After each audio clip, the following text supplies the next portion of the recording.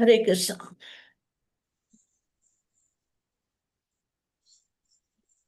ഓം നമോ ഭഗവതേ വാസുദേവായ. ഓം നമോ ഭഗവതേ വാസുദേവായ. ഓം നമോ ഭഗവതേ വാസുദേവായ. ഓം അജ്ഞാനതിമിരാന്ധസ്യ ജ്ഞാനാഞ്ജനശലാകയ ചക്ഷുരുന്മീലിതം യേന തസ്മൈ ശ്രീ ഗുരവേ നമഃ. ശ്രീ ചൈതന്യമനോഭീഷ്ടം സ്ഥാപിതം യേന ഭൂതലേ സ്വയം രൂപകഥാ മഹ്യം ദദാതി സ്വപദാന്തികം. വന്ദേഹം ശ്രീഗുരുൻ ശ്രീയുതപദകമലം ശ്രീഗുരുൻ വൈഷ്ണവാംശ ശ്രീരൂപം സാഗ്രജാതം സഹഗണ രഘുനാഥാന്വിതം തം സജീവം സാദ്വൈതം സാവധൂതം പരിജനസഹിതം കൃഷ്ണ ചൈതന്യദേവം ശ്രീരാധാകൃഷ്ണപാദാൻ സഹഗണ ലളിതാ ശ്രീവിശാഖാന്വിതം ഹേ കൃഷ്ണ കരുണാ സിന്ധോ ദീനബന്ധോ ജഗത്പദേ ഗോപേശ ഗോപികാ കാന്ത രാധാകാന്ത നമോസ്തുതേ. തപ്തകാഞ്ചന ഗൗരാംഗീ രാധേ വൃന്ദാവനേശ്വരി വൃഷഭാനുസുതേ ദേവി പ്രണമാമി ഹരിപ്രിയേ. വാഞ്ചാകൽപതരുഭ്യശ്ച കൃപാസിന്ധുഭ്യേവ പതിതാനാം പാവനേഭ്യോ വൈഷ്ണവേഭ്യോ നമോ നമഃ. നമോ ഓം വിഷ്ണുപാദായ കൃഷ്ണപ്രഷ്ടായ ഭൂതലേ ശ്രീമതേ ജയപതാക സ്വാമിനിധി നാമിനെ. നമാചാര്യപാദായ നിതായ കൃപാപ്രദായിനെ ഗൗരകഥാദാമദായ നഗരഗ്രാമതാരിണേ. നമോ ഓം വിഷ്ണുപാദായ കൃഷ്ണപ്രഷ്ടായ ഭൂതലേ ശ്രീമതേ ഭക്തിവേദാന്ത സ്വാമിനിധി നാമിനെ. നമസ്തേ സാരസ്വതേ ദേവേ ഗൗരവാണി പ്രചാരിണേ നിർവിശേഷ ശൂന്യവാദി പാശ്ചാത്യദേശതാരിണേ. ജയ ശ്രീകൃഷ്ണ ചൈതന്യ പ്രഭു നിത്യാനന്ദ ശ്രീ അദ്വൈത ഗദാധര ശ്രീവാസാദി ഗൗരഭക്തവൃന്ദ. ഹരേ കൃഷ്ണ കൃഷ്ണ കൃഷ്ണ ഹരേ ഹരേ ഹരേ രാമ രാമ രാമ ഹരേ ഹരേ. ഹരേ കൃഷ്ണ കൃഷ്ണ കൃഷ്ണ ഹരേ ഹരേ. ഹരേ രാമ രാമ രാമ ഹരേ ഹരേ. ഹരേ കൃഷ്ണ കൃഷ്ണ കൃഷ്ണ ഹരേ ഹരേ. ഹരേ രാമ രാമ രാമ ഹരേ ഹരേ. ഹരേ കൃഷ്ണ. ഇന്നത്തെ ഇന്നത്തെ ഭക്തിശാസ്ത്ര ക്ലാസ്സിലേക്ക് എല്ലാവർക്കും സ്വാഗതം. ഹരേ കൃഷ്ണ. പ്രണാമം. ഹരേ കൃഷ്ണ. കൃഷ്ണായ വാസുദേവായ ഹരേ പരമാത്മനെ പ്രണതക്ലേശനാശായ ഗോവിന്ദായ നമോ നമഃ. ഈ ഒരു ശ്ലോകം ഇടയ്ക്കിടയ്ക്ക് ചൊല്ലിയാല് ഭഗവാന്റെ അനുഗ്രഹം കിട്ടുന്നു പറയും. അപ്പൊ എല്ലാരും ചൊല്ലിക്കോളൂട്ടാ. കൃഷ്ണായ വാസുദേവായ പ്രണതക്ലേശനാശായ ഗോവിന്ദായ നമോ നമഃ.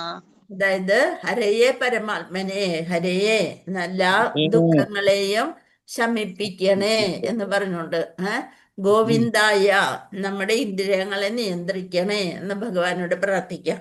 അപ്പൊ കൃഷ്ണായ വാസുദേവായ ഹരയെ പരമാത്മനെ പ്രണത ക്ലേശനാശായ എല്ലാ ക്ലേശങ്ങളെയും മാറ്റിത്തരണേ ഗോവിന്ദായ നമോ നമ. അങ്ങനെ പ്രാർത്ഥിക്ക. ഭഗവാനിലെ ശരണാഗതി. ഹരയേ പരമാത്മനെ ഹരയെ പരമാത്മനെ പ്രണതക്ലേശനാശായ ഗോവിന്ദായ നമോ നമഃ. ഗോവിന്ദായ നമോ നമ. അതേപോലെ തന്നെ ഇതും നല്ലതാ. പഞ്ചതത്വാത്മകം കൃഷ്ണം ഭക്തരൂപസ്വരൂപകം ഭക്താവതാരം ഭക്ത്യാഖ്യം നമാമി ഭക്തശാക്തികം. ഭക്തരോട് കരുണയുള്ളവൻ ഭഗവാൻ. ആ ഭഗവാനെ കുറിച്ചും പ്രാർത്ഥിക്കാം. ഹരേ കൃഷ്ണ. ഹരേ കൃഷ്ണ. പറയോ. പഞ്ചതത്വാത്മകം കൃഷ്ണം പഞ്ചതത്വാത്മകം കൃഷ്ണം കൃഷ്ണം ഭക്തരൂപ സ്വരൂപകം സ്വരൂപകം ഭക്താവതാരം ഭക്താഖ്യം ഭക്താവതാരം ഭക്താഖ്യം ആഖ്യം ഭക്താഖ്യം നമാമി ഭക്തശക്തികം നമാമി ഭക്തശാക്തികം. അത് മടക്കി ചൊല്ലിക്കൊണ്ടേയിരിക്കാം. ഹരേ കൃഷ്ണ. ഭക്താത്മകം കൃഷ്ണം ഭക്തരൂപസ്വരൂപകം ഭക്താവതാരം ഭക്താഖ്യം നമാമി ഭക്തശാക്തികം. ശരി. ഇത് നമ്മൾ ഇന്നലെ എവിടെ വരെയാണ് പറഞ്ഞതെന്ന് പഠിച്ചത്? ഏത് ശ്ലോകം വരെ പഠിച്ചു?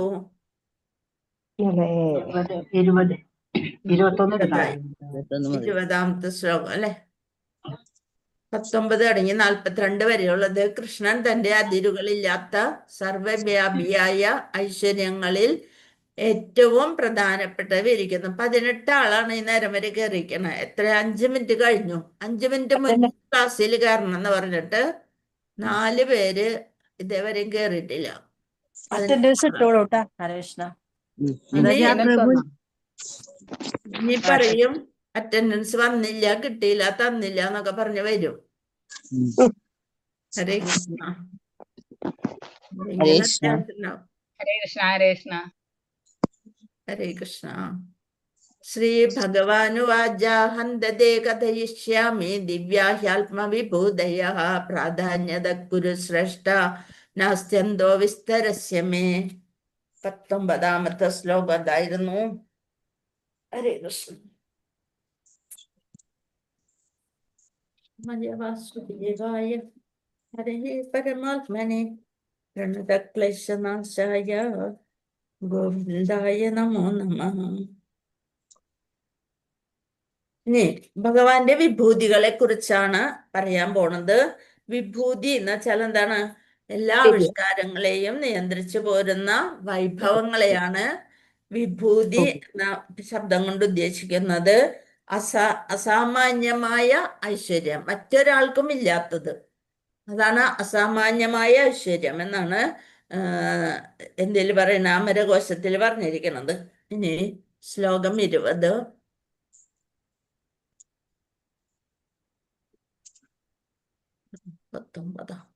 ഹരേ കൃഷ്ണ. 19.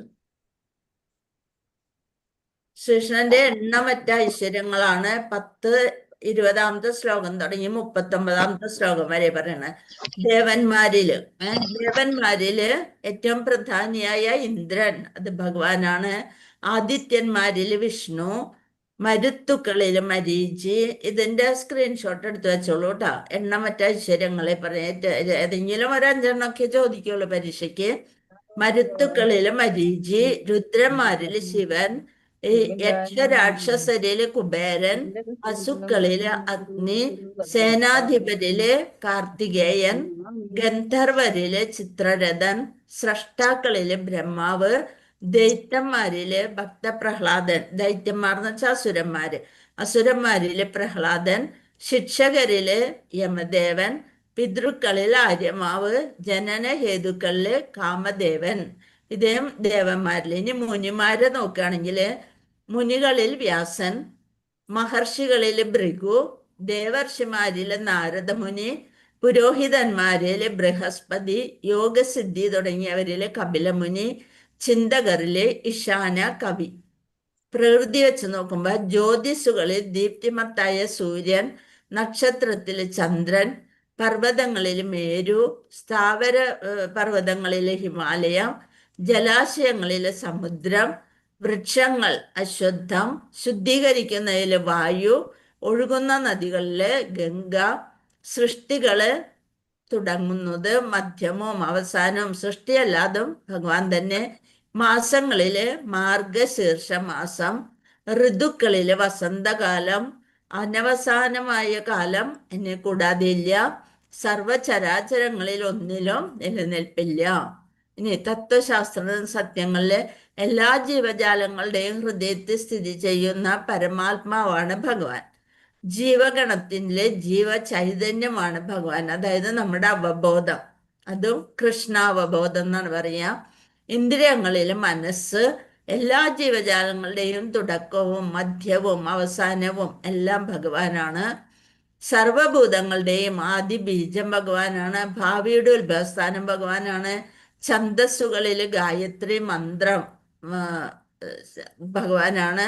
അക്ഷരങ്ങളില് അകാരം, സമാസങ്ങളില് ദ്വന്ദ്വ സമാസം, ശാസ്ത്രങ്ങളില് ആധ്യാത്മശാസ്ത്രം, തർക്കശാസ്ത്രങ്ങളിൽ നിർണായ സത്യം, സാമവേദ സൂക്തങ്ങളില് ബൃഹത് സാമം. ഇനി മനുഷ്യരും രാജാക്കന്മാരും. പാണ്ഡവരില് ധനഞ്ജയൻ, മനുഷ്യന്മാരില് രാജാവ്, വൃഷ്ണികുലത്തില് വാസുദേവൻ. വേദമന്ത്രങ്ങളാണെങ്കിൽ സ്പന്ദനങ്ങൾ, അഭൗതികമായ ഓങ്കാരം ഭഗവാനാണ്. യജ്ഞങ്ങളിലെ തിരുനാമ ജപം ഭഗവാനാണ്. വേദങ്ങളിലെ സാമവേദവും ഭഗവാൻ. ഇനി ഗുണങ്ങൾ വെച്ച് നോക്കിയാല് ജ്ഞാനികളുടെ ജ്ഞാനം, ഗോപ്യങ്ങളിൽ മൗനം, വിജയം കാംക്ഷിക്കുന്നവരുടെ നീതി, തേജസ്വികളുടെ തേജസ്, സ്ത്രീ യശസ്, ഭാഗ്യം, സുന്ദര ഭാഷണം, ഓർമ്മശക്തി, ബുദ്ധി, സ്ഥൈര്യം, ക്ഷമ, സതുദ്യമം, ജയം, ശക്തരുടെ കരുത്ത്. ഇനി നിയമവും കുറ്റകൃത്യവും, കീഴ്പ്പെടുത്തുന്നവയിൽ കാലം, ആയുധം ഉപയോഗിക്കുന്നവരിലെ രാമൻ, വഞ്ചകരുടെ ചൂതുകളി, നിയമരാഹിത്യങ്ങളെ അടിച്ചമർത്തുന്ന പദ്ധതികളിൽ ശിക്ഷ, ആയുധങ്ങളിൽ വജ്രായുധം, സർവസംഹാരിയായത് മരണം. ഇനി മൃഗങ്ങൾ വെച്ച് നോക്കണമെങ്കിൽ അശ്വങ്ങളില് ഉച്ചൈസ്രവസ് എന്ന കുതിര, ആനകള് ഇന്ദ്രന്റെ ഐരാവതം, പശുക്കള് സുരഭി പശു, സർപ്പങ്ങള് വാസുകി, അനേക ഭണങ്ങളോടുകൂടിയ നാഗങ്ങള് നോക്കുകയാണെങ്കിൽ അനന്തൻ, ജലജീവികളിൽ വരുണൻ, മത്സ്യങ്ങൾ സ്രാവ്, വന്യമൃഗങ്ങൾ സിംഹം, പക്ഷികളിലെ ഗരുഡൻ. അപ്പൊ ഏതെല്ലാത്തിനും ഏറ്റവും ടോപ്പ് മോസ്റ്റ് ഏതാണോ അത് ഭഗവാനാണ്. അതാണ് പറയുന്നത്. അപ്പൊ പർവ്വതങ്ങളിൽ ഏതാ പറഞ്ഞത്? മേരു മേരു, മേരു മേരുപർവ്വതം. ജംഗമത്തില് ഹിമാലയ. അക്ഷരം.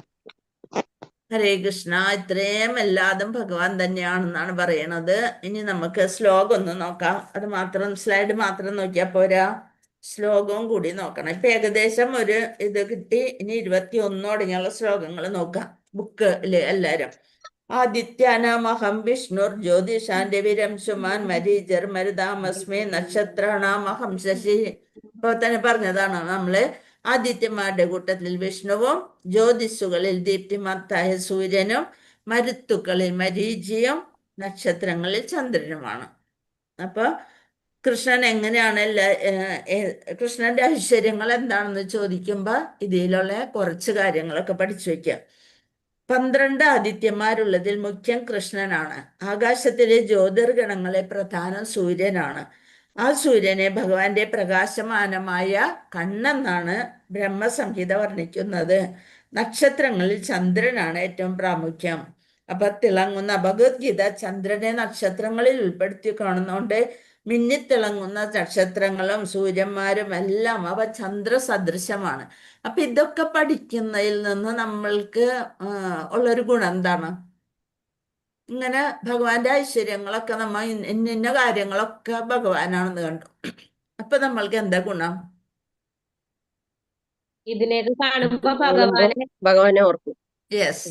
ഇതൊക്കെ കാണുമ്പോള് ആകാശത്ത് നോക്കി ചന്ദ്രനെ കാണുമ്പോ ഓ എന്റെ കൃഷ്ണ അങ്ങനെ ഓർക്കും അല്ലെ.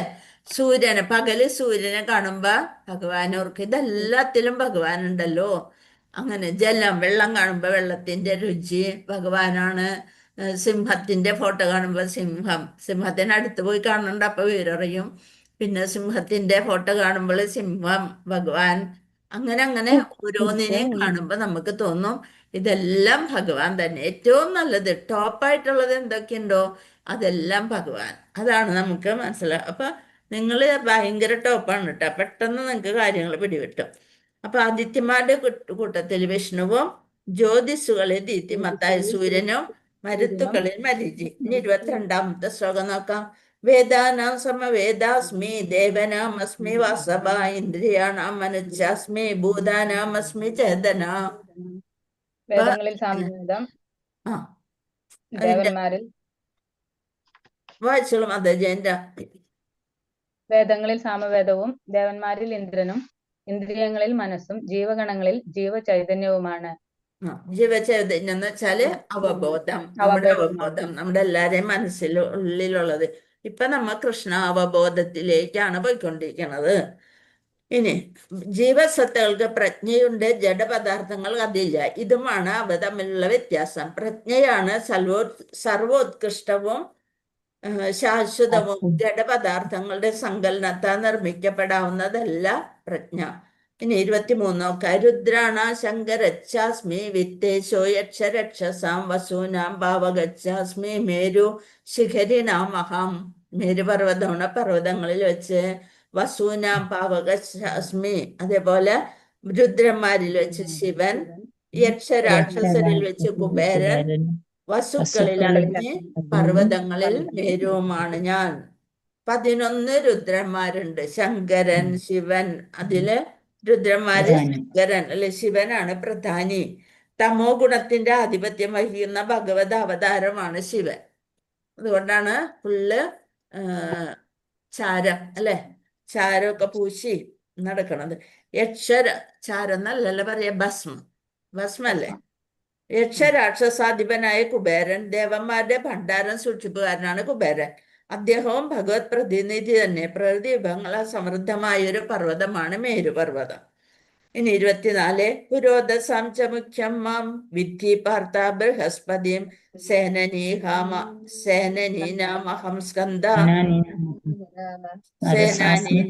സ്കന്ദ സരസാമസ്മി സാഗര. സേന നായികമാരില് ആരാണ്? സ്കന്ദനാണ്. സ്കന്ദൻ എന്ന് വെച്ചാൽ കാർത്തികേയൻ. ഹേ അർജുന, പുരോഹിതന്മാരിൽ പ്രധാനിയായ ബൃഹസ്പതിയും സേനാധിപരിൽ കാർത്തികേയനുമാണ് ഞാൻ. ജലാശയങ്ങളിൽ സമുദ്രവും ഞാൻ തന്നെ. അപ്പൊ ലോകത്തിന്റെ അധിപനാണ് ഇന്ദ്രൻ. ദേവേന്ദ്ര രാജാവായ ഇന്ദ്രൻ. അദ്ദേഹം വാഴുന്ന ഗ്രഹമാണ് ഇന്ദ്രലോകം. അപ്പൊ ഇന്ദ്രന്റെ പുരോഹിതനാണ് ബൃഹസ്പതി. ആ ബൃഹസ്പതിയും ഭഗവാൻ തന്നെ. ഇന്ദ്രൻ രാജാതിരാജനാകിയ ബൃഹസ്പതി പുരോഹിത ശ്രേഷ്ഠനാണ്. ശിവന്റെയും പാർവതിയുടെയും പുത്രനായ സ്കന്ദൻ, അതായത് കാർത്തികേയനാണ് സേനാധിപരിൽ ശ്രേഷ്ഠൻ. അത് ഭഗവാൻ തന്നെ. ജലാശയങ്ങളിൽ വെച്ച് മഹത്താകുന്ന സമുദ്രം. കൃഷ്ണന്റെ ഈ പ്രാതിനിധ്യങ്ങളെല്ലാം അദ്ദേഹത്തിന്റെ മഹത്വത്തെ സൂചിപ്പിക്കുന്നു. എല്ലാവരും ഏകാദശി ദിവസം ഭഗവത്ഗീത പാരായണത്തിൽ പങ്കെടുക്കാറില്ലേ? അപ്പൊ അത് കാരണം ഇതൊക്കെ വായിക്കുമ്പോ ആ സമയത്ത് ഇതൊക്കെ മനസ്സിലാക്കിക്കൊണ്ട് വായിക്കണം കേട്ടോ. മഹർഷീണാം ഭൃഗുരഹം ഗിരാമസ്മേകമക്ഷരം യജ്ഞാനാം ജപയജ്ഞോസ്മി സ്ഥാവരാണാം ഹിമാലയ. മഹർഷികളിൽ ഭൃഗുവാണ്. സ്പന്ദനങ്ങളിൽ അഭൗതികമായ ഓങ്കാരമാണ്. യജ്ഞങ്ങളിൽ തിരുനാമ ജപമാണ്. സ്ഥാവരങ്ങളിൽ ഹിമാലയമാണ്. സ്ഥാവരം എന്ന് വെച്ചാല് അനക്കമില്ലാതെ ജഡവസ്തുവായിട്ട് നിൽക്കുന്നതില് ഹിമാലയം. പ്രപഞ്ചത്തിലെ ആദ്യ ജീവാത്മാവാണ് ആര്? ബ്രഹ്മാവ് വിധവർഗങ്ങളിൽപ്പെട്ട ജീവജാലങ്ങളെ ഉൽപ്പാദിപ്പിക്കാനായി ഏതാനും പുത്രന്മാരെ സൃഷ്ടിച്ചു. അവരിലെ പ്രഭാവശാലിയായ ഋഷിയാണ് ഭൃഗു. അതും ഭഗവാൻ തന്നെ. ആധ്യാത്മിക സ്പന്ദനങ്ങളില് ഓങ്കാരം, ഓം എന്ന് കേൾക്കുമ്പോ തന്നെ, അല്ലെന്നുണ്ടെങ്കിൽ ശംഖ് വിളിക്കുന്നത് കേൾക്കുമ്പോ നമ്മ ഭഗവാൻ തന്നെയാണ് ഓർക്കുക അല്ലെ. യജ്ഞങ്ങളിലോ ഹരേ കൃഷ്ണ മഹാമന്ത്ര ജപയജ്ഞമാണ്. കലികാലത്തിലെ ഏറ്റവും പ്രധാനപ്പെട്ട യജ്ഞം ജപയജ്ഞം. ഹരേ കൃഷ്ണ കൃഷ്ണ കൃഷ്ണ ഹരേ ഹരേ, ഹരേ രാമ രാമ രാമ ഹരേ ഹരേ. അപ്പൊ എന്ന മന്ത്രോച്ചാരണം കൃഷ്ണന്റെ പരിപാവനമായ പ്രാതിനിധ്യമാണ്. ചില യജ്ഞങ്ങളിൽ ജന്തുഹിംസയുണ്ട്. ഈ ജപയജ്ഞത്തില് ഹിംസയുടെ പ്രശ്നമേ ഇല്ല. പിന്നെ ലോകത്തിൽ സമുത്കൃഷ്ടമായത് എന്തും, ലോകത്തിലെ ഏറ്റവും നല്ലത് ഏതൊക്കെയാണോ അതെല്ലാം ഭഗവാന്റെ പ്രതീകം തന്നെ. അത്യുന്നതമായ ഹിമാലയവും ഭഗവാന്റെ പ്രഭാവത്തിന്റെ അംശമാണ്. മേരുപർവ്വതത്തെ പറ്റി നേരത്തെ പറഞ്ഞു. മേരുവിന് ചിലപ്പോൾ ചലനമുണ്ട് എന്നാണ് പറയാ. അതേസമയം ഹിമാലയത്തിന് ചലനമില്ലാത്തതേത്? അതിലേറ്റവും ശ്രേഷ്ഠമായത് ഹിമാലയ. അശ്വത്ഥ സർവവൃക്ഷാണാം ദേവർഷീണാം ച നാരദ ഗന്ധർവാണാം ചിത്രരഥ സിദ്ധാനാം കപിലോ മുനി. വൃക്ഷങ്ങളിൽ അശ്വത്ഥവും, അശ്വത്ഥം എന്ന് വെച്ചാല് ദേവർഷിമാരിൽ നാരദൻ, ഗന്ധർവന്മാരിൽ ചിത്രരഥൻ, യോഗസിദ്ധി നേടിയവരില് കപിലമുനി. അപ്പൊ ഇത്രയും എല്ലാവരും എന്തൊക്കെ എല്ലാത്തിലും ടോപ്പ് എന്താണോ അതൊക്കെ ഭഗവാന്റെ അനുഗ്രഹം കൊണ്ട് മാത്രമാണ് ലഭിച്ചിട്ടുള്ളത്. അപ്പൊ അതുകൊണ്ട് വൃക്ഷങ്ങളിൽ വെച്ച് ഉയരവും സൗന്ദര്യമേറിയതുമാണ് അശ്വത്ഥം അഥവാ അരയാൽ മരം. എല്ലാ ദിവസവും രാവിലെ ഇപ്പൊ നമ്മ അമ്പലത്തിൽ പോയ എല്ലാ അമ്പലത്തിന്റെ മുറ്റത്തും ഒരു ആൽവൃക്ഷം ഉണ്ടാവും അല്ലെ, അരയാലുണ്ടാവും. അപ്പൊ അതിനെ പ്രദക്ഷിണം വെച്ചിട്ടാണ് അമ്പലത്തിലേക്ക് പോകുക അല്ലെ. ചിലര് അതിന് നോക്ക പോലും ഉണ്ടാവില്ല. അവിടെ എന്ത് ചെയ്യും? ചെരുപ്പൊക്കെ ഊരിയിടും. അങ്ങോട്ടൊന്ന് നീങ്ങി പോയിട്ട് ചെരുപ്പൊക്കെ അതിന്റെ താഴെ ഊരിയിടും. ലോകത്തിലെ ഉത്തമ ഭക്തൻ എന്ന നിലയിൽ അവർ ആരാധിക്കുന്നുണ്ട്. കപിലനാണ് കൃഷ്ണന്റെ പ്രതിനിധി. ദേവഹൂതി പുത്രനായ കപിലനാണ് കൃഷ്ണന്റെ പ്രതിനിധി. എന്തില്? പൂർണ്ണത നേടിയ ജീവാത്മാക്കളില്. നിരീശ്വരവാദിയായിരുന്നു അയാൾ. ഈ രണ്ടുപേരും വളരെ വ്യത്യസ്തരാണ്. എന്നാലോ അല്ല, വേറൊരു കപിലൻ ഉണ്ടായിരുന്നു, അദ്ദേഹം നിരീശ്വരവാദിയായിരുന്നു. ഉച്ചൈശ്രവസമശ്വാനാം വിദ്യമാമൃതോത്ഭവം ഐരാവതം ഗജേന്ദ്രാണാം നരാണാം ച നരാധിപം. അശ്വങ്ങളിൽ വെച്ച് ഉച്ചൈശ്രവസ് അമൃതം നേടാനായി കലക്കപ്പെട്ട സമുദ്രത്തിൽ പിറന്ന കുതിരയാണ് ഉച്ചൈശ്രവസ്. ആനകളിൽ ഇന്ദ്രവാഹനമായ ഐരാവതം. മനുഷ്യരിൽ രാജാവ്, ശ്രേഷ്ഠനായിട്ടുള്ള രാജാവ്. അതുകൊണ്ട് അതും ഭഗവാൻ തന്നെ. അപ്പൊ ഭക്തന്മാരായ ദേവന്മാരും അഭക്തന്മാരായ അസുരന്മാരും ഒരിക്കൽ അമൃതം നേടാനായി സമുദ്രമഥനം ചെയ്യുകയുണ്ടായി. മതിക്കപ്പെട്ട കടലിൽ നിന്ന് അമൃതും വിഷവും ഉത്ഭവിച്ചു. വിഷത്തെ പരമശിവൻ പാനം ചെയ്തു. അമൃതിൽ നിന്ന് പല ജീവികളും ഉണ്ടായി. അവയിൽ നിന്നുണ്ടായതാണ് ഉച്ചൈശ്രവസ്. മറ്റൊന്ന് ഐരാവതം. അമൃതത്തിൽ നിന്ന് ഉത്ഭവിച്ചതായാൽ ഈ രണ്ട് മൃഗങ്ങൾക്കും വളരെ പ്രാധാന്യമുണ്ട്. എന്തുകൊണ്ടാണ് ഈ രണ്ട് മൃഗങ്ങൾക്കും വളരെ പ്രാധാന്യം? രണ്ടും അമൃതത്തിൽ നിന്ന് ഉത്ഭവിച്ചതാണ്, പാലാഴി കടഞ്ഞപ്പോൾ കിട്ടിയതാണ്. മനുഷ്യരിൽ രാജാവ് കൃഷ്ണന്റെ പ്രതിനിധിയാണ്. അടുത്തത് ആയുധാനാമഹം വജ്രം ധേനുനാമസ്മി കാമദുക് പ്രജനശ്ചാസ്മി കന്ദർപ്പ സർപ്പാണാമസ്മി വാസുകി. എന്താണ്? ആയുധങ്ങളിൽ വെച്ച് വജ്രവും ഇടിമിന്നലിന് തുല്യമായിട്ടുള്ളത് അല്ലെ? ഇടിമിന്നലും. പശുക്കളിൽ സുരഭിയും ജനന ഹേതുക്കളിൽ കാമധേനും സർപ്പങ്ങളിൽ വാസുകിയും. അപ്പൊ ഭഗവാൻ സ്വയം വെളിപ്പെടുത്തുകയാണ്, ഇതെല്ലാം ഞാനാണ്. അതിലുള്ള 5 അല്ലെ 10 ഒക്കെ എഴുതാൻ പറഞ്ഞാല് ഇതിലേത് വേണമെങ്കിലും എഴുതാൻ സാധിക്കും. ഭഗവാന്റെ ശക്തിയുടെ പ്രതീകമാണ് കരുത്തേറിയ വജ്രായുധം. കൃഷ്ണലോകത്തിൽ എപ്പോഴും പാൽ ചുരത്തുന്ന പശുക്കളുണ്ട്. അവ എല്ലാവർക്കും വേണ്ടത്ര പാൽ ചുരത്തി കൊടുക്കുന്നു. അതേസമയം ഭൗതിക ലോകത്തില് അത്തരത്തിലുള്ള പശുക്കളൊന്നുമില്ല. ആ സുരഭി പശുക്കൾ ഭഗവാൻ സ്വയം മേയിച്ച് നടക്കുന്നു. പിന്നെ സത്പുത്ര ഉൽപ്പത്തിക്ക് ആവശ്യമായ ലൈംഗിക തൃഷ്ണയാണ് കന്ദർപ്പൻ. ഈ കന്ദർപ്പനും കൃഷ്ണനെ പ്രതിനിധീകരിക്കുന്നു. ഇന്ദ്രിയ സുഖത്തിനായി ചെയ്യപ്പെടുന്ന സംഭോഗത്തിന് കൃഷ്ണന്റെ പ്രാതിനിധ്യമില്ല. അതേസമയം സ്വന്തം പുത്രന്മാരെ ഉൽപ്പാദിപ്പിക്കുന്നതിന് വേണ്ടിയുള്ള അത് ലൈംഗിക തൃഷ്ണയാണ് കന്ദർപ്പൻ. അനന്തച്ചാസ്മി നാഗാനാം വരുണോ യാദസമാഹം പിതൃണാമാര്യമാചാസ്മി യമ സംയമ മദാമഹം. അനേക ഭണങ്ങളോടുകൂടിയ നാഗങ്ങളിൽ അനന്തനാണ് ഞാൻ. ജലജീവികളിൽ വരുണൻ, പിതൃക്കളിൽ അര്യമാവ്, ശിക്ഷകരിൽ മൃത്യുദേവതയായ യമനും. അപ്പൊ നാഗങ്ങളിൽ അനന്തൻ, ജലജീവികളിൽ വരുണൻ, കൃഷ്ണന്റെ പ്രതീതികളാണ് ഇവരെല്ലാം.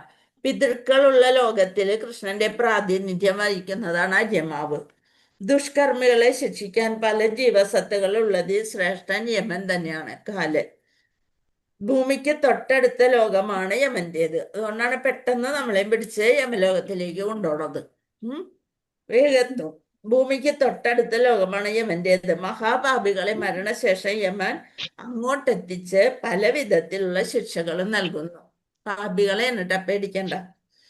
പ്രഹ്ലാദസ്മി ദൈത്യാനാം കാല കലേതാമഹം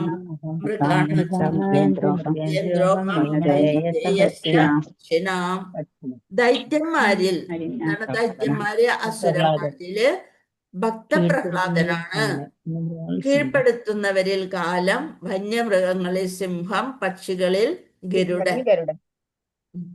അപ്പൊ ദിതിയും അതിഥിയും സഹോദരിമാരാണ്. അതിഥിയുടെ മക്കളാണ് ആദിത്യന്മാര്, ദിതിയുടെ മക്കളാണ് അസുരന്മാര്. ആലോചിച്ച് നോക്കിയേ, 2 സഹോദരിമാരില് ഒരാളുടെ മക്കള് ദേവന്മാരായി തീർന്നു, ഒരാളുടെ മക്കള് അസുരന്മാരായി തീർന്നു. അത്രയ്ക്കുള്ളൂ കാര്യം.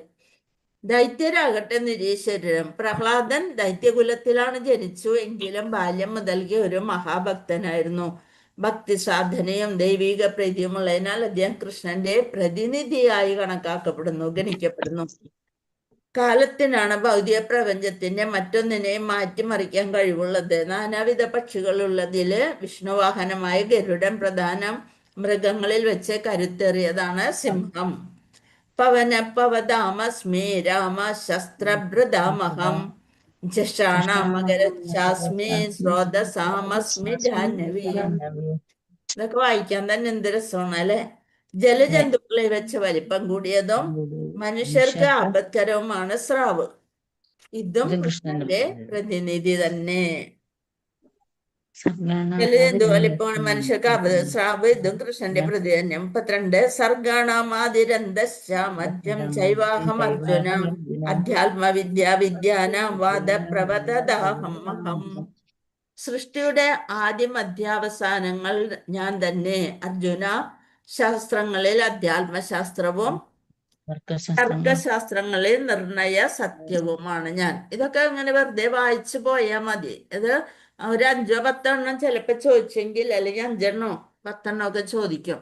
അപ്പൊ അതാണ് നമുക്ക് മനസ്സിലാക്കാൻ വേണ്ടിയാണ് ഇത് പറഞ്ഞത്. സൃഷ്ടിയുടെ ആദ്യ മധ്യാവസാനങ്ങൾ ഞാൻ തന്നെ അർജുന. ശാസ്ത്രങ്ങളിൽ അധ്യാത്മശാസ്ത്രവും തർക്കശാസ്ത്രങ്ങളിൽ നിർണയ സത്യവുമാണ് ഞാൻ. ഇതിന്റെ സ്ക്രീൻഷോട്ട് എടുത്ത് വെച്ചാല് ഇത് തന്നെയാണ് ഈ ശ്ലോകങ്ങൾ പറയുന്നത്. സൃഷ്ടികളിൽ ആദ്യത്തേത് ഭൗതിക മൂലങ്ങളുടേതാണ്. മുമ്പ് പറഞ്ഞതുപോലെ മഹാവിഷ്ണു 3ആയിട്ട് കിടക്കണ. ഗർഭോദകശായി വിഷ്ണു, ക്ഷീരോദകശായി വിഷ്ണു, അങ്ങനെ കാരണോദകശായി വിഷ്ണു. അപ്പൊ ഈ വിശ്വാവിഷ്കാരത്തെ സൃഷ്ടിക്കുന്നതും പ്രവർത്തിപ്പിക്കുന്നതും എല്ലാം വിഷ്ണു തന്നെ. പ്രപഞ്ച സംഹാരം ചെയ്യുന്നത് ശിവനാണ്. ബ്രഹ്മാവിന് സൃഷ്ടാവെന്ന നിലയ്ക്ക് 2ാം സ്ഥാനമാണുള്ളത്. ഭഗവാന്റെ പ്രകൃതി ഗുണങ്ങളുടെ അവതാരങ്ങളാണ് സൃഷ്ടിസ്ഥിതി സംഹാര ദേവതകൾ. അതിനാൽ സൃഷ്ടിജാലത്തിന്റെ ആദ്യ മധ്യാന്ത്യങ്ങൾ അദ്ദേഹം തന്നെ. എന്തുകൊണ്ടാണ് ഭഗവാനാണ് സൃഷ്ടിയുടെ ആദിയും മധ്യവും അവസാനവും എന്ന് പറയാൻ കാരണം എന്നുള്ളതിൻ്റെയാണത്. പ്രകൃതി ഗുണങ്ങളുടെ അവതാരങ്ങളാണ് സൃഷ്ടിസ്ഥിതി സംഹാര ദേവതകൾ. സൃഷ്ടിജാലത്തിന്റെ ആദ്യ മധ്യാന്തങ്ങൾ ഭഗവാൻ തന്നെ. വൈജ്ഞാനിക ഗ്രന്ഥങ്ങള് 4 വേദങ്ങള്, 6 അംഗങ്ങൾ, വേദസൂത്രം, ന്യായശാസ്ത്രം, മതഗ്രന്ഥങ്ങള്, പുരാണങ്ങൾ, അങ്ങനെ പഠിക്കേണ്ടുന്ന 14 വിധം കൃതികളുണ്ട്. അവയില് ആധ്യാത്മിക വിദ്യ, അത് വേദാന്ത സൂത്രം കൃഷ്ണന്റെ പ്രതിനിധിയാണ്. ഇനി അക്ഷരാണാമകാരോസ്മി ദ്വന്ദ് സാമാസികാസ്യജ അഹമേവാക്ഷയ കാലോ ദാദാഹം വിശ്വതോന്മുഖ. അക്ഷരങ്ങളിൽ അകാരവും സമാസങ്ങളിൽ ദ്വന്ദ് സമാസം, അത് അനവസാനമായ കാലവും സൃഷ്ടികർത്താക്കളിൽ ബ്രഹ്മാവും ഞാനാണ്. അപ്പൊ ശബ്ദത്തിന്റെ ഉത്ഭവം ഓങ്കാരത്തിലാണ്, അകാരത്തിലാണ്. അപ്പൊ ഇതിൽ രാമ കൃഷ്ണ രാമകൃഷ്ണ ഈ പദങ്ങളൊക്കെ ദ്വന്ദ് സമാസം എന്ന് പറയുന്നു. അപ്പൊ സമാസവും ഭഗവാൻ തന്നെ. എല്ലാ കൊലയാളികളിലും വെച്ച് ഏറ്റവും പ്രാധാന്യം കാലത്തിനാണ്. കാരണം അതെല്ലാത്തിനെയും ഹനിക്കുന്നു. അപ്പൊ കാലം കൃഷ്ണന്റെ പ്രതിപുരുഷനാണ്. സ്രഷ്ടാക്കളായ ജീവാത്മാക്കളിൽ ചതുർഭുജനായ ബ്രഹ്മാവ് ഭഗവാനാണ്. പരമപുരുഷനായ കൃഷ്ണന്റെ പ്രതിനിധിയാണ് ബ്രഹ്മാവ്. ഹരേ കൃഷ്ണ. മ്യൂട്ട് ചെയ്ത് വെച്ചിട്ട് പറയാ. ഹരേ കൃഷ്ണ. 34 മൃത്യു സർവഹരശ്ചാഹം ഉദ്ഭവശ്ച ഭവിഷ്യതാം കീർത്തിശേർവാഗഞ്ചനാരീണാം സ്മൃതിർമേധാധൃതിക്ഷമ. സർവസംഹാരിയായ മരണവും ഭാവിയുടെ ഉത്ഭവസ്ഥാനവും സ്ത്രീകളിൽ സ്ത്രീലിംഗവുമായി കണക്കാക്കപ്പെടുന്ന ഐശ്വര്യങ്ങളാണ് ഇനി പറയാൻ പോണത്. സ്ത്രീകളിൽ യശസ്, ഭാഗ്യം, സുന്ദര ഭാഷണം, ഓർമ്മശക്തി, ബുദ്ധി, സ്ഥൈര്യം, ക്ഷമ, ഇതെല്ലാം ഭഗവാനാണ്. അപ്പൊ പുരുഷന്മാര് മാത്രല്ല പറയുന്ന സ്ത്രീകളിലുള്ളതില് സ്ത്രീ ഐശ്വര്യങ്ങള് ഏതെന്ന് ചോദിച്ചാല് സർവസംഹാരിയായ മരണവും ഭാവിയുടെ ഉത്ഭവസ്ഥാനവും സ്ത്രീകളിൽ യശസ്, ഭാഗ്യം, സുന്ദര ഭാഷണം, ഓർമ്മശക്തി, ബുദ്ധി, സ്ഥൈര്യം, ക്ഷമ, ഇതെല്ലാം ഭഗവാനാണ്. ജനനശേഷം ഓരോ നിമിഷവും മനുഷ്യൻ മരിച്ചുകൊണ്ടിരിക്കുകയാണ്. ക്ഷണം തോറും മൃത്യു ജീവനെ വിഴുങ്ങുന്നു. ഒടുവിലത്തെ വിഴുങ്ങൽ മാത്രം മരണമെന്ന് കരുതപ്പെടുന്നു. ആ മരണവും കൃഷ്ണനാണ്. 7 വിഭൂതികൾ ഏതൊക്കെയാണ്? യശസ്, ഭാഗ്യം, നല്ല വാക്ക്, ഓർമ്മശക്തി, ബുദ്ധി, സ്ഥൈര്യം, ക്ഷമ. ഇതൊക്കെ സ്ത്രീലിംഗങ്ങളായിട്ടാണ് പറയപ്പെടുന്നത്. അഭാവാർത്ഥത്തിൽ കൊടുത്തിട്ടുണ്ട്. അവയിൽ എല്ലാമോ ചിലതെങ്കിലുമോ ഉണ്ടെങ്കിൽ ഒരാൾ കീർത്തിമാനാകും. നീതിനിഷ്ഠൻ എന്ന് പേരെടുത്തവൻ കീർത്തിമാനാകുന്നു. അപ്പൊ പൂർണ്ണ യോഗ്യത നേടിയാലും വിനീതനാണെങ്കിൽ ദുഃഖത്തിലും ആനന്ദാതിരേകത്തിലും സമചിത്തത പുലർത്താനുള്ള കഴിവുണ്ടെങ്കിൽ അയാൾക്ക് ക്ഷമയുണ്ടെന്ന് പറയാം. ഇനി 35. ബൃഹത്സാമ തദാസാംനാം ഗായത്രി ഛന്ദസാമഹം മാസാനാം മാർഗശീർഷോഹം ഋതൂനാം കുസുമാകര. സാമവേദ സൂക്തങ്ങളിൽ ബൃഹത്സാമവും ഛന്ദസ്സുകളിൽ വെച്ച് ഗായത്രി മന്ത്രവും മാസങ്ങളിൽ മാർഗശീർഷകവും, അതായത് നവംബർ ഡിസംബർ മാസം ഋതുക്കളിൽ വസന്തവുമാണ് ഞാൻ. വേദങ്ങളിൽ സാമവേദം ആകർഷകമാണ്. പാതിരാവിൽ പാടുന്നതുമായ ഒരു ഗീതമാണ് ബൃഹത്സാമ. അപ്പൊ ഭാരതത്തിൽ നവംബർ ഡിസംബർ കാലമാണ് ഉത്തമം എന്ന് കരുതപ്പെടുന്നത്. അതുകൊണ്ട് മാർഗശീർഷ മാസം എന്ന് പറയുന്നത് നവംബർ ഡിസംബർ മാസങ്ങളാണ്. എല്ലാവരും ജനങ്ങളൊക്കെ നല്ല സന്തുഷ്ടരായിരിക്കും. നല്ലോണം വസന്തകാലമാണ്, ചെടികളും പൂക്കളും ഒക്കെ വളരുന്ന കാലം.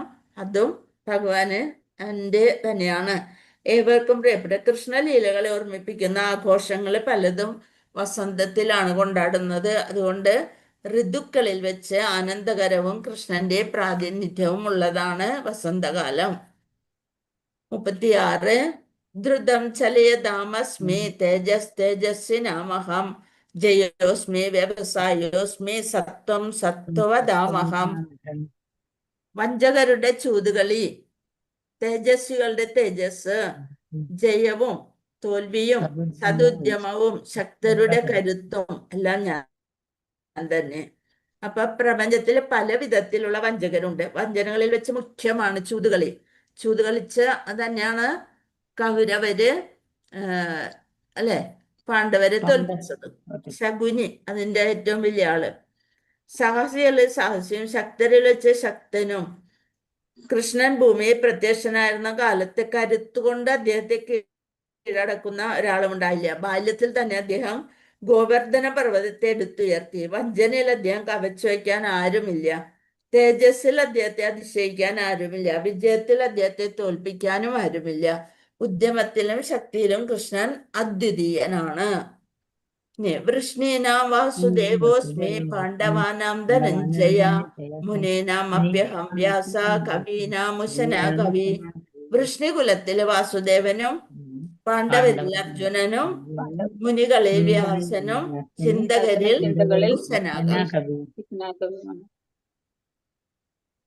ഉശനാകവിയും ഭഗവാൻ തന്നെ. പാണ്ഡവരിൽ അർജുനൻ. ധനഞ്ജയ എന്ന് പേര് വരാൻ കാരണം എല്ലാത്തിനും ധനം സംഹരിക്കുന്ന ജോലി അർജുനന്റേതായിരുന്നു.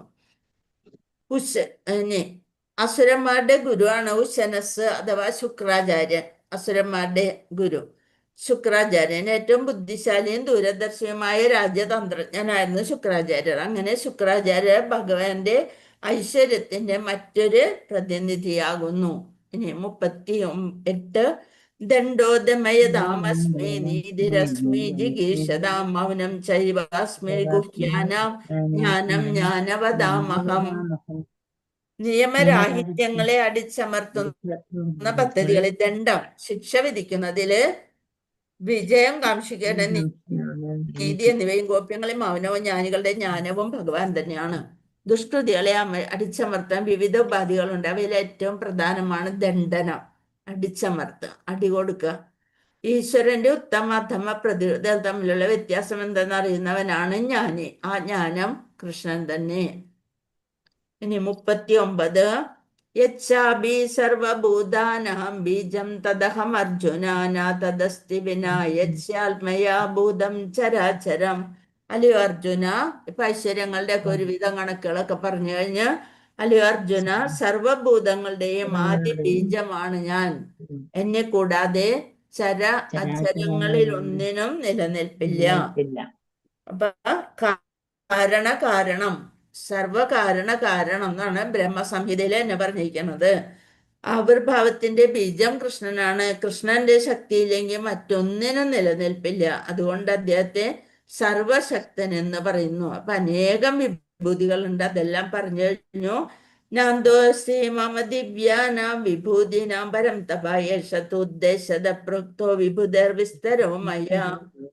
ശത്രുക്കളെ ജയിക്കുന്നവനെ എന്റെ ദിവ്യ വിഭൂതികൾക്ക് അവസാനമില്ല. ഞാൻ പറഞ്ഞതാകട്ടെ എന്റെ അനന്തമായ വിഭൂതികളുടെ ഒരു ചെറിയ വെടിക്കെട്ട് മാത്രം, ഒരു ചെറിയ സൂചന മാത്രമാണ് ഇപ്പൊ തന്നത്. ഇത് സാമ്പിൾ വെടിക്കെട്ട് എന്ന് പറയണ പോലെ. തൃശ്ശൂർ പൂരത്തിനൊക്കെ മുമ്പ് ഒരു സാമ്പിൾ വെടിക്കെട്ട് നടത്തൂലേ, അതുപോലെ ഭഗവാൻ തന്റെ വിഭൂതികളെ കുറിച്ച് വളരെ കുറച്ച് പ്രധാനപ്പെട്ടത് അതുപോലും മുഴുവൻ പറഞ്ഞിട്ടില്ല എന്ന് പറയണം. യദ്യത് വിഭൂതിമത് സത്വം ശ്രീമദൂർജിതമേവ തത്തദേവഗച്ഛാത്വം മമ തേജോംശ സംഭവം. വിഭൂതിമത്തും സുന്ദരവും വിഭൂതിമത്തും സുന്ദരവും തേജസ്സുറ്റതുമായ ഏതൊരു സൃഷ്ടിയും എന്റെ തേജസ്സിന്റെ ഒരു കണികയിൽ നിന്ന് ഉത്ഭവിച്ച തന്നെയെന്ന് മനസ്സിലാക്കുക. അതായത് ആധ്യാത്മിക ലോകത്തായാലും ഭൗതിക ലോകത്തായാലും എല്ലാ തേജസ്സുറ്റത് സുന്ദരവും ഐശ്വര്യപൂർണമായിട്ടുള്ളത് എന്തോ ഭഗവാന്റെ വിഭൂതിയുടെ ഒരംശ ആവിഷ്കാരമാണ്. എല്ലാ ഐശ്വര്യങ്ങളും ഭഗവാന്റെ മുമ്പില് തോറ്റുപോകും. എല്ലാം ഭഗവാൻ തന്നെയാണ്. 42 അഥവാ ബഹുനൈതേന കിം ജ്ഞാതേന അർജുന ബഹുനൈതേന കിം ജാതേന തവാർജുന വിഷ്ടഭ്യാഹമിദം കൃഷ്ണം മേഘാംശേന ജസ്ഥിതോ ജഗത്ത്. എന്താണ് അർജുന, ഇനിയും വിശദമായി ഇതെല്ലാം അറിഞ്ഞിട്ട് എന്ത് വേണം? എൻ്റെ ഒരു ചെറിയ അംശം മാത്രമാണ് ഈ മഹാപ്രപഞ്ചത്തിൽ വ്യാപിച്ച് അതിനെ നിലനിർത്തുന്നത്. എന്താണ് പറയണേ? ഏകാംശേന, ഒരു അംശം മാത്രം. അഥവാ ബഹുനൈതേന കിം ജ്ഞാതേന സ്തവാർജുന. കിം ജ്ഞാതേന, ഈ ജ്ഞാനം കൊണ്ട്, അറിവ് കൊണ്ട്, വിഷ്ടാഭ്യാഹമിതം കൃഷ്ണം ഏകാംശേന സ്ഥിതോ ജഗത്ത്. ഒരു ഏകാംശേന, ഒരു നേരിയ അളവ് കൊണ്ട്, ഇതം കൃഷ്ണം, ഈ എല്ലാ ജഗത്തും, വിഷ്ടഭ്യ വ്യാപിച്ചിട്ട്, സ്ഥിതനാകുന്നു. ചെറിയ അംശം മാത്രമാണ് ഈ മഹാപ്രപഞ്ചത്തിൽ വ്യാപിച്ച് അതിനെ നിലനിർത്തുന്നത്. ഏകാം സശേന സ്ഥിതോ ജഗത്ത്. ഭഗവാന്റെ ഒരു ചെറിയ അംശം മാത്രം ഇതിലെല്ലാത്തിലും നിന്നിട്ട് എല്ലാ ചലിക്കുന്നതും ചലിക്കാത്തതും എല്ലാ ജന്തുക്കളും പശുക്കളും മൃഗങ്ങളും മനുഷ്യരും എല്ലാറ്റിലും ഭഗവാന്റെ അംശമുണ്ട്. അതാണ് ഏകാംശേന സ്ഥിതോ ജഗത്ത്. ഏകാംശേന സ്ഥിതോ ജഗത്ത്. അപ്പൊ ബ്രഹ്മാവ് മുതൽ നെയ്യുറമ്പ് വരെ ഏത് ജീവാത്മാവിനെയും പുലർത്തിപ്പോരുന്നത് അന്തർഗതനായ ഭഗവാൻ തന്നെയാണ്. ഏത് ദേവനെ ആരാധിച്ചാലും, ആ ഭാഗം ഒന്ന് വായിച്ച മാതാജി. ഹരേ കൃഷ്ണ. വിജയലക്ഷ്മി മാതാജി വായിച്ചോളൂ. ഞാൻ വായിക്കാം മാതാജി. ഹരേ കൃഷ്ണ. ഏതു ദേവനെ ആരാധിച്ചാലും പരമപദത്തിൽ അഥവാ ഭഗവാനിൽ എത്തിച്ചേരാമെന്ന് പ്രചരിപ്പിച്ചുകൊണ്ടേയിരിക്കുന്ന ഒരു പ്രസ്ഥാനമുണ്ട്. ദേവശ്രേഷ്ഠന്മാരായ ബ്രഹ്മാവിന് ശിവനും കൂടി ഭഗവത് വിഭൂതികളുടെ ചെറിയൊരംശത്തിന്റെ പ്രാതിനിധ്യമേയുള്ളൂ എന്നതിനാൽ ഈ ശ്ലോകത്തിൽ ദേവതകളെ ആരാധിക്കുന്നത് പൂർണ്ണമായും നിരുത്സാഹപ്പെടുത്തുന്നു. കൃഷ്ണനാണ് ഏവരുടെയും ഉദ്ഭവസ്ഥാനം. അദ്ദേഹത്തെക്കാൾ ശ്രേഷ്ഠനായി ആരുമില്ല. അദ്ദേഹം അസമോർധ്വനാണ്. അവിടത്തേക്കാൾ ശ്രേഷ്ഠനോ അദ്ദേഹത്തോട് തുല്യനോ ആയി ആരുമില്ല. കൃഷ്ണനെ ദേവന്മാരോട് അഥവാ ബ്രഹ്മാവോ ശിവനോ ആകട്ടെ തുല്യനായി കരുതുന്നവർ ഉടൻ തന്നെ അവിശ്വാസിയായി ഭവിക്കും എന്നാണ് പത്മപുരാണം പറയുന്നത്. ഭഗവത് ശക്തിയുടെ വിഭൂതികളുടെയും വിസ്തരണങ്ങളുടെയും വിവരണം സശ്രദ്ധം പഠിച്ചാൽ ശ്രീകൃഷ്ണന്റെ സ്ഥാനം എന്തെന്ന് സംശയലേശമെന്നെ പൂർണ്ണമായി ഗ്രഹിക്കാനും അദ്ദേഹത്തിന്റെ മനസ്സ് ഏകാഗ്രമായി ഉറപ്പിക്കാനും കഴിയും. തന്റെ ഭാഗിക പ്രതിനിധിയും സർവാന്തര്യാമിയുമായ പരമാത്മാവിന്റെ രൂപത്തിൽ കൃഷ്ണൻ എങ്ങും വ്യാപിച്ചു നിൽക്കുന്നു. അതിനാൽ വിശുദ്ധ ഭക്തൻ സേവകനോത്സുകനായി കൃഷ്ണാവബോധത്തിൽ മനസ്സ് സ്ഥിരീകരിച്ച് എല്ലായ്പ്പോഴും അതീന്ദ്രിയാവസ്ഥയിൽ ജീവിക്കും. ഈ അധ്യായത്തിലെ 8 മുതൽ 11 വരെ ശ്ലോകങ്ങൾ കൃഷ്ണ ആരാധനയെയും ഭക്തിയുത സേവനത്തെയും വിശദമായി വിവരിക്കുന്നുണ്ട്. അതാണ് ശുദ്ധമായ ഭക്തിയുത സേവനം. ഭഗവാനുമായി പരിപൂർണ ഭക്തിപൂർവകമായ സമ്പർക്കം നേടേണ്ടത് എങ്ങനെയെന്ന് ഈ അധ്യായം നിർദ്ദേശിക്കുന്നു. കൃഷ്ണനിൽ നിന്നുള്ള ശിഷ്യ പരമ്പരയിൽ ഉൾപ്പെട്ട ശ്രീ ബലദേവ വിദ്യാഭൂഷണൻ എന്ന മഹാചാര്യൻ ഈ അധ്യായത്തിന് എഴുതിയ ഭാഷ ഇങ്ങനെയാണ് അവസാനിക്കുന്നത്. യശക്തി ലേശ സൂര്യാദ്യ ഭവന്ത്യ അത്യുഗ്ര തേജസഃ യദംശേന ധൃതം വിശ്വസ കൃഷ്ണോ ദശമേർച്ചതി. കൃഷ്ണന്റെ ഈ മഹാവിഭൂതിയിൽ നിന്നാണ് സൂര്യന് പോലും ഉഗ്ര തേജസ് ലഭിക്കുന്നത്. അദ്ദേഹത്തിന്റെ ഒരംശം കൊണ്ടാണ് പ്രപഞ്ചം നിലനിന്നു പോരുന്നതും. അതുകൊണ്ട് ഭഗവാൻ ശ്രീകൃഷ്ണൻ ആരാധ്യനാകുന്നു. വിഭൂതി യോഗം എന്ന ശ്രീമദ് ഭഗവത്ഗീതയുടെ 10-ാം അധ്യായത്തിന്റെ ഭക്തി വേദാന്ത വിശദീകരണം ഇപ്രകാരം സമാപിക്കുന്നു. ഹരേ കൃഷ്ണ മാതാജി. താങ്ക് യു ഹരേ കൃഷ്ണ മാതാജി. ഹരേ കൃഷ്ണ. ഹരേ കൃഷ്ണ അപ്പൊ ഇതിന്ന് ഹരി ഈ ഒരു പാരഗ്രാഫിൽ നിന്ന് ഏറ്റവും പ്രധാനപ്പെട്ട പോയിന്റ് എന്താണ് മനസ്സിലായത് മാതാജി പറയേ? കൃഷ്ണന്റെ മഹാ അന്യദേവതകളെ ആരാധിക്കുന്നത് പൂർണ്ണമായും ദേവനെ ആരാധിച്ചാലും നിരുത്സാഹപ്പെടുത്തുന്നു. നിരുത്സാഹപ്പെടുത്തുന്നു. ഭഗവാൻ പിന്നെ ശ്രീകൃഷ്ണനാണ് ഏറ്റവും ദേവന്റെ നല്ല ഉത്ഭവസ്ഥാനം ഏറ്റവും എല്ലാവരുടെ അല്ലെ എല്ലാവരുടെ എന്താണ് ബ്രഹ്മാവായാലും ശിവനോ ആകട്ടെ അതിനേക്കാളും ആരെയാണ് ആരാധിക്കേണ്ടത്? ഭഗവാൻ കൃഷ്ണനെ ഭഗവാൻ ശ്രീകൃഷ്ണനാണ്. എല്ലാ ഭഗവത് ശക്തിയുടെ വിഭൂതികളുടെയും വിസ്തരണങ്ങളുടെയും എല്ലാം വിവരണമാണ് നമ്മൾ ഈ അധ്യായത്തിലൂടെ മനസ്സിലാക്കിയത്. പിന്നെ ഈ അധ്യായത്തിന്റെ ഭഗവാന്റെ പ്രത്യേകത എന്താണ്? ഒരംശം കൊണ്ടാണ് പ്രപഞ്ചം നിലനിന്നു പോരുന്നതും അതുകൊണ്ടാണ് ഭഗവാൻ ഭഗവാൻ ശ്രീകൃഷ്ണൻ ആരാധ്യനാകുന്നതും. അതുകൂടാതെ ഈ അധ്യായത്തിന്റെ ഏറ്റവും വലിയ ഒരു പ്രാധാന്യം എന്താണ്? ചതുശ്ലോകി ഭാഗവതം ചതുശ്ലോകി ശ്ലോകി ഭഗവത്ഗീത. ഭഗവത്ഗീത ഭഗവത്ഗീത. വായിക്കുന്നു. 8 മുതല് ഭഗവത്ഗീത 11. അപ്പൊ 10, 8, 9, 10, 11 10 എന്ന് പറയുന്ന അധ്യായത്തിന്റെ അതില് 8, 9, 10, 11 ചതുശ്ലോകി ഭഗവത്ഗീത. ഭഗവത്ഗീത അതില് അതിന്റെ ഭാവാർത്ഥമൊക്കെ വളരെ വിശദമാക്കി കൊടുത്തിട്ടുണ്ട്. സമയം കിട്ടുമ്പോ അതൊക്കെ വായിക്കണുണ്ടോ. അപ്പൊ ഇന്ന് നമ്മള് 10-ാമത്തെ അധ്യായം തീർന്നു. അതിന്റെ ക്വസ്റ്റ്യൻ ആൻസർ ഒക്കെ നാളേക്ക് എഴുതുക. എല്ലാതും അത് പറഞ്ഞിട്ടുണ്ട്, നമ്മൾ ചർച്ച ചെയ്ത് പോയിട്ടുണ്ട്. അപ്പൊ അത് നോക്കിയിട്ട് ഇനി എന്തെങ്കിലും സംശയം ഉണ്ടെങ്കിൽ ചോദിക്കാം. 15-ാമത്തെ ക്വസ്റ്റ്യൻ ഇല്ലേ മാതാജി? 10-ല് 15-ാമത്തെ ക്വസ്റ്റ്യൻ അതിൽ ഇപ്പൊ വായിച്ച ശ്ലോകാണോ? അതെ അതെ, അത് 42-ാമത്തെ ശ്ലോകത്തിൽ 42. അഥവാ ബഹുനൈദേന കിം ജ്ഞാതേന തവാർജുന വിഷ്ടാഭ്യാഹമിദം കൃഷ്ണം ഏകാംശേന സ്ഥിതോ ജഗത്ത്. അതിന്റെ മീനിങ്ങിൽ നോക്കുക. ചെറിയ അംശം കൊണ്ട് ഏകാംശം കൊണ്ട് ഏകാംശം കൊണ്ട് ചെറിയ അംശം കൊണ്ട് ഇതം കൃഷ്ണം ഈ ജഗത്ത്, അതായത് എന്റെ ഒരു ചെറിയ അംശം മാത്രമാണ് ഈ മഹാപ്രപഞ്ചത്തിൽ വ്യാപിച്ച് ഈ മഹാപ്രപഞ്ചത്തെ നിലനിർത്തുന്നത് ഭഗവാന്റെ ഒരു അംശം. ഇതിന്റെ ചിത്രം ഒന്ന് നോക്കിയേ, അപ്പൊ മനസ്സിലാവും. ഈ സ്ലൈഡിൽ നോക്കുക. ഭഗവാൻ എല്ലാത്തിലും പരമാത്മാവായിട്ടിരിക്കുന്നു. എല്ലാവരിലും പരമാത്മാവായിട്ട് ഭഗവാൻ ഇരിക്കുന്നു. ഏത് ക്രൂര മൃഗങ്ങളായാലും പക്ഷികളായാലും പാവമൃഗങ്ങളായാലും എല്ലാവരിലും, മനുഷ്യരിലും, പറക്കുന്നതും പറക്കാത്തതിലും എല്ലാത്തിലും പരമാത്മാവായിട്ട് ഭഗവാന്റെ ചൈതന്യം അതാണ് കാണിച്ചിരിക്കുന്നത് ഇവിടെ. അർജുന ഇനിയും വിശദമായി ഇതെല്ലാം അറിഞ്ഞിട്ട് എന്ത് വേണം? എൻ്റെ ഒരു ചെറിയ അംശം മാത്രമാണ് ഈ മഹാപ്രപഞ്ചത്തിൽ വ്യാപിച്ച് അതിനെ നിലനിർത്തുന്നത്.